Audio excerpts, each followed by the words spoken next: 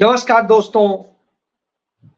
Bharatiya Janata party में उनके कार्यकर्ताओं ने, छोटे पदाधिकारियों ने और विधायकों ने पूछा कि अब हम ऐसे चुनाव कैसे जीतेंगे, इन हालात में हमारा क्या होगा, पार्टी का क्या होगा।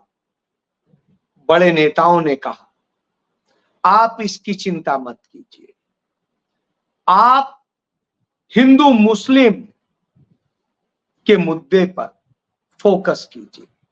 आप हिंदुओं को समझाइए कि हिंदू खतरे में है। आप यह समझाइए कि सिर्फ नरेंद्र मोदी आपको बचा सकते हैं। आप बताइए और जहां सुलग सकती हो आग सुलगा दीजिए। जी हां, कुछ इसी तरीके से समझाया गया। और यह मंत्र सिर्फ उत्तर प्रदेश के लिए नहीं है, ये पूरे देश के लिए। महाराष्ट्र हो, मध्य प्रदेश हो, उत्तर प्रदेश हो, हरियाणा हो और जो भी राज्य हैं, झारखंड हो, जहां पर भी चुनाव, वहां पर यह आग भड़कानी है। जम्मू कश्मीर को यह बताना है कि यदि तुम हमारे हिसाब से नहीं चले तो तबाही होगी, शांति नहीं आएगी। इस तरह के खेल अभी देश की लोकसभा के लिए चुनाव हुए। उत्तर प्रदेश में सबसे ज्यादा 80 सीटें, 80 सीटों पे जब चुनाव हुआ तो उसमें भारतीय जनता पार्टी को 33 सीटें मिली। उनकी सहयोगी अपना दल को 1 सीट मिली, 1 सीट मिली आरएलडी को। ये दोनों सहयोग से लड़े। समाजवादी पार्टी, कांग्रेस ने परचम लहरा दिया। समाजवादी पार्टी के इतिहास में इतनी कभी सीटें नहीं मिली थी, उतनी आ गई। कांग्रेस जो 1 सीट पर थी वो 6 सीट पर आ गई। स्वाभाविक सी बात, उपलब्धियां तो थी, लेकिन इन सारी उपलब्धियों के बीच सरकार तो नहीं बनी। यही तो हमें लाभ उठाना है कि हमें यह कहना है कि मोदी जी ने इतिहास रच दिया, तीसरी बार प्रधानमंत्री बन गए। पंडित नेहरू के बाद अकेले वही हैं। और यह बताना है कि उन्हें देश में लोग सबसे ज्यादा पसंद करते हैं, इसीलिए उनके ट्विटर में फॉलोवर सबसे ज्यादा हैं, दुनिया में सबसे ज्यादा है। सबने कहा जी, क्या क्या करना है समझ गए। अभी मथुरा है, अभी और भी हैं, और वो न बचे तो तमाम जगह दरगाहें हैं, तमाम जगह दूसरी और चीजें, उन पे शोर मचाया जा सकता है। अभी मध्य प्रदेश में मच ही गया है। धार जिले में भोजशाला के नाम पर पूरा बवाल किया गया है।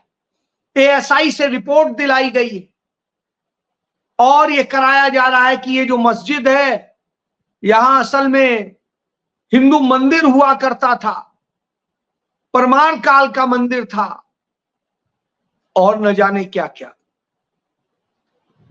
हालांकि अदालत कह चुकी थी कि दोनों के अस्तित्व हैं, लेकिन नफरत नहीं पनप रही थी। मुस्लिम आते थे, अपनी नमाज पढ़ के चले जाते थे, हिंदू आते थे, अपने ढंग से करते थे, कोई बवाल नहीं हो रहा था। तो बवाल होना चाहिए, उसके लिए कुछ वकील पाले गए हैं, कुछ और लोग पाले गए और वो लगे हैं।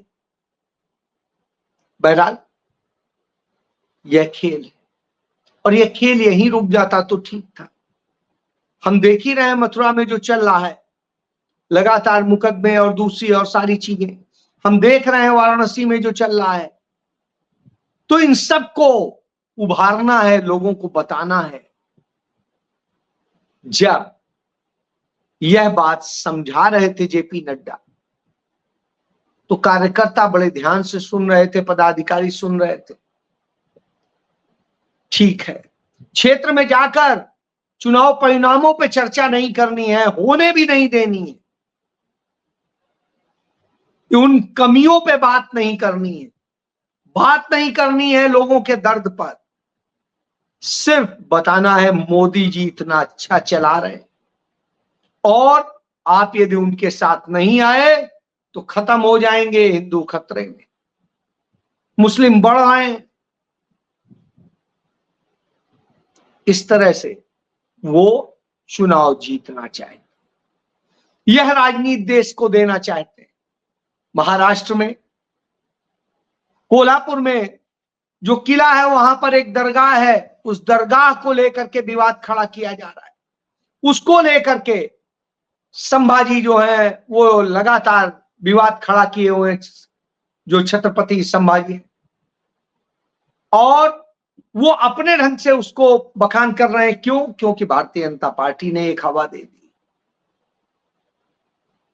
लेकिन कोई यह बात नहीं कर रहा है कि उस हिंदू धर्म में जिसकी आप बात करते हैं उसके सिर्फ 12 ज्योतिर्लिंग है, और ज्योतिर्लिंग कौन कहां है यह बताया गया है।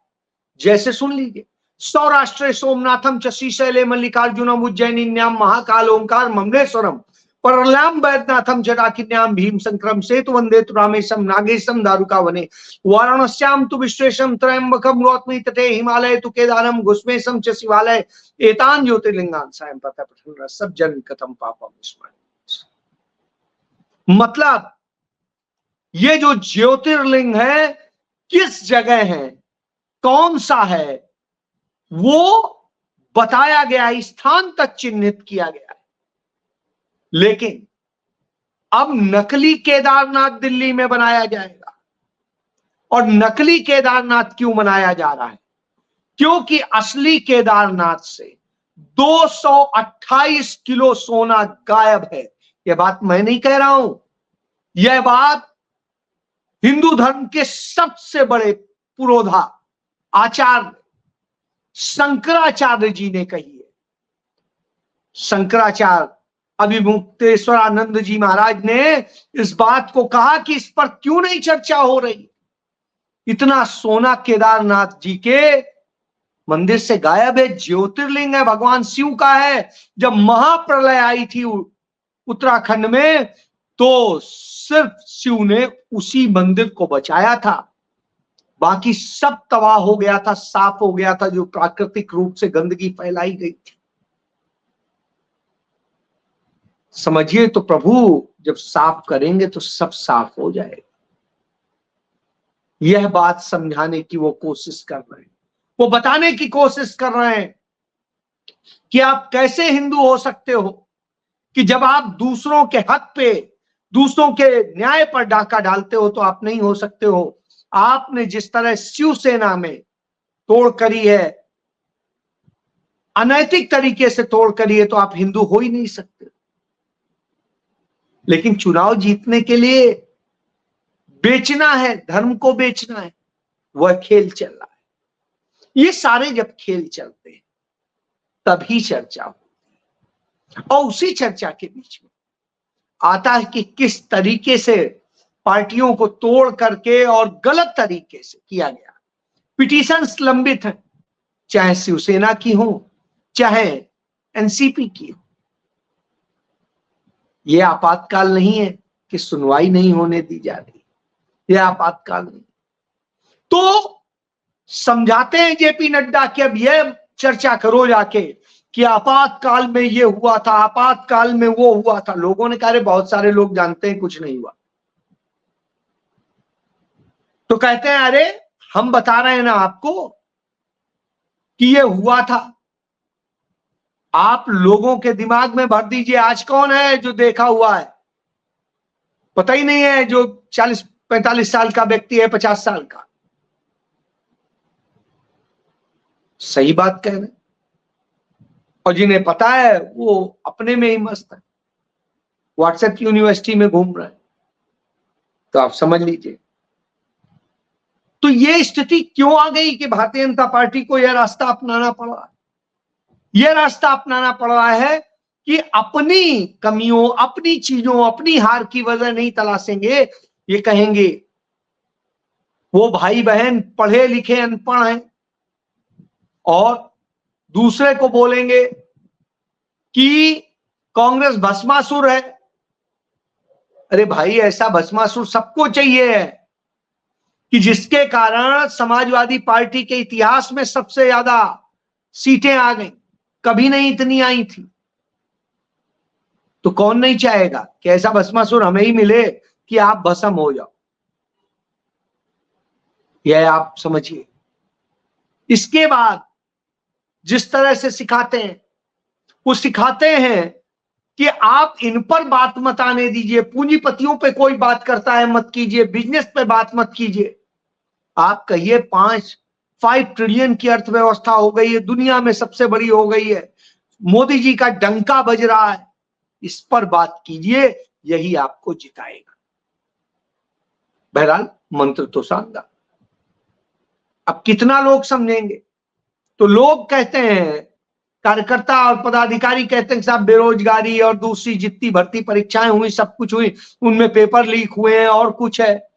मुख्यमंत्री जी संजय निषाद कहते हैं साफ साफ, जो मंत्री हैं, कि प्रशासनिक और पुलिस अफसर सुनते नहीं है, मनमानी करते हैं, लोगों का शोषण करते हैं, सरकार में कहीं कुछ हो नहीं रहा है, रसूख खत्म है, सिर्फ शोषण हो रहा है, भ्रष्टाचार चरम पे, हम कैसे जीतेंगे? उनका भी जायज है सवाल कि कैसे जीतेंगे। जब ये सब है, मंत्रियों की नहीं चल रही, वो नहीं हो रहा है, कुछ नहीं चल रहा है, तो किससे क्या कहें और क्या करें? तब कहा जाता है नहीं, अब मुख्यमंत्री को ही सारी कमान दे देंगे। तो क्या दे देंगे? 2014 में जब अखिलेश यादव की वहां पर राज्य में सरकार थी, भारतीय जनता पार्टी के इतिहास का सबसे अच्छा प्रदर्शन हुआ था।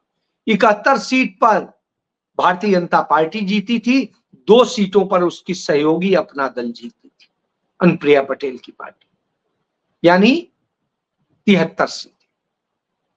कांग्रेस 2 सीटें जीती थी, 5 सीटें समाजवादी पार्टी जीती थी। 2019 में जब लोकसभा का चुनाव हुआ तो भारतीय जनता पार्टी 61 सीटें जीती, 62 सीटें। उसकी सहयोगी अनुप्रिया पटेल 1 सीट जीतती हैं, एक ही सीट उनके और एक सहयोगी जीतते हैं। और उसके बाद लगातार जिस तरीके से चलता है तो हालात बिगड़ते हैं। समाजवादी पार्टी, बहुजन समाज पार्टी और आरएलडी का गठबंधन था, वो गठबंधन में समाजवादी पार्टी 5 सीटें जीतती है और 10 सीटें जीतती है बहुजन समाज पार्टी। आरएलडी 0 पे आउट हो जाती है, कांग्रेस पार्टी 1 सीट जीतती। यह दशा होती है। और जब हम आते हैं 2024 में, तो 2024 में समाजवादी पार्टी 37 सीट जीतती है, कांग्रेस 6 जीतती है, दोनों का गठबंधन था। और आरएलडी का भाजपा के साथ लड़ी थी तो 1 सीट जीतती है और भारतीय जनता पार्टी 33 सीट जीतती है, अनुप्रिया पटेल 1 सीट जीतती है। समझ लीजिए कहां आके भाजपा खड़ी हो। वही भाजपा 2017 में जो बगैर किसी चेहरे के, मुख्यमंत्री के चेहरे के लड़ी थी, वो 312 सीटें लेके आई थी। और जब मुख्यमंत्री के चेहरे के तौर पर बुलडोजर बाबा थे तो क्या हुआ? तब वो 57 सीटें कम हो गई, 57। और 57 सीटें कम होने के बाद में आपके सामने खड़ी। आज समाजवादी पार्टी 111 सीटों पे खड़ी, 2 सीट पे कांग्रेस खड़ी, बहुजन समाज पार्टी 1 सीट पे। आरएलडी की हालत खत्म थी, उसे सहारा दिया था अखिलेश यादव ने, उसके राष्ट्रीय अध्यक्ष जयंत चौधरी को राज्यसभा सदस्य बनाया था। लेकिन आज क्या हो रहा है? आज जब पूरी तरीके से हारी हुई है भारतीय जनता पार्टी, तो बुलडोजर के नाम पे और नाम पे जिस तरह से करती, तो कहां जहां नाम से होगा, अकबर नगर नाम है तो बुलडोजर चला दो, अबरार नगर नाम है तो बुलडोजर चला दो, रहीम नगर नाम है तो बुलडोजर चला दो, भले ही वहां 80% हिंदू रहता हो। यही हो रहा है उत्तर प्रदेश। आज उत्तर प्रदेश में यही हुआ। लखनऊ में, राजधानी, अकबर नगर अभी तोड़ दिया गया, हजारों लोग बेघर हो गए। इसी तरीके से अब अबरार नगर, पंत नगर और ये सब तोड़े जा रहे हैं और हजारों हजार परिवार बेघर हुए जा रहे हैं। 50 साल से रहते। मुरादाबाद में आप देखिए, 1940 में सरकार ने ईसाई समुदाय के लोगों को वहां पर शिक्षा, अपने कार्य करने और रहने के लिए जगह दी थी। उस जगह पर बुलडोजर चलाने का नोटिस पकड़ा दिया गया, का स्कूल अवैध है। अरे 1940 में बना था, अवैध हो गया। वैसे ही जैसे पंतनगर में 50 साल से लोग रह रहे थे, इसी तरीके से अबरार नगर और अकबर नगर की हालत। लोग टैक्स दे रहे थे नगर निगम का और दूसरे सारे टैक्स और सब कुछ, बिजली पानी सबके कनेक्शन थे, आप इन दिए थे, रजिस्ट्री है सबकी, लेकिन मनमानी करें। ऐसे ही उत्तराखंड में किया था, उसका नतीजा है। तो ये क्यों नफरत पनपेगी तो भाजपा का वोट पनपेगा। नफरत पनपा, उसके लिए कुछ अपने भी शहीद कर दो तो कोई बात। यह नीति है, इस नीति से जीतना चाहिए। और अखिलेश और राहुल की जोड़ी को वो ग्रहण लगाना चाहिए, लेकिन समझदारी का परिचय अखिलेश यादव ने दिया। उन्होंने उसका जवाब भी दे दिया, और उन्होंने जवाब दिया बड़े शालीन तरीके से, बगैर किसी का नाम लिए। राहुल गांधी तो कुछ बोलते नहीं, कह रही है आप चाहे जो कह रही, वो सिर्फ मुद्दे पे बोलते हैं। वो बोलते हैं कि नीट के बच्चों के साथ अन्याय हुआ है, तमाम भर्ती परीक्षाओं के बच्चों के साथ अन्याय हुआ है, बेरोजगारों के साथ अन्याय हो रहा है, अन्याय हो रहा है लोगों के साथ में जो महंगाई और सब कुछ बढ़ा हुआ है। तो राहुल गांधी तो इन पर बात करते हैं, राहुल गांधी बात करते हैं कश्मीर पर, राहुल गांधी बात करते हैं मणिपुर पर, राहुल गांधी और बात करते हैं। अब ये फंस जाते हैं, इसलिए चाहते हैं कि यह गठबंधन टूट जाए। गठबंधन टूट जाएगा तो दोनों खत्म हो जाएंगे, और इसकी पूरी साजिश रची जा रही कि चुनाव जीतने के लिए यही एक तरीका है। तो आदित्यनाथ कहता है कि बहुत उछल कूद मचा ली अब विपक्ष ने, अब कुछ नहीं करने देंगे।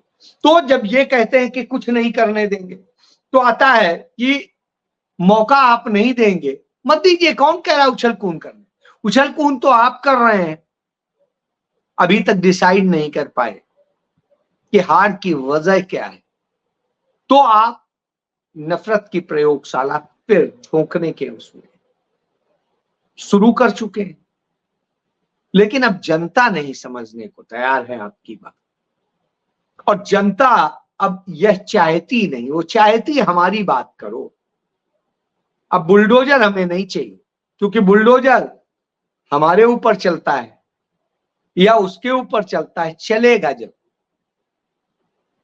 तो इसलिए अब जनता से डर गए हैं योगी मोदी, तो अब इस तरह की हरकतें हो रही। ना पूंजीपति काम आ रहे हैं और ना नफरत काम आ रही, क्योंकि मोहब्बत की दुकान लगातार बढ़ती जा रही और मोहब्बत ने नफरत को की आग को ठंडा कर दिया है। कुछ ही नफरती लोग आज तक के बाद के इतिहास को देखेंगे, कभी भी 20% से ऊपर नहीं गए नफरती लोग। तो क्या करोगे?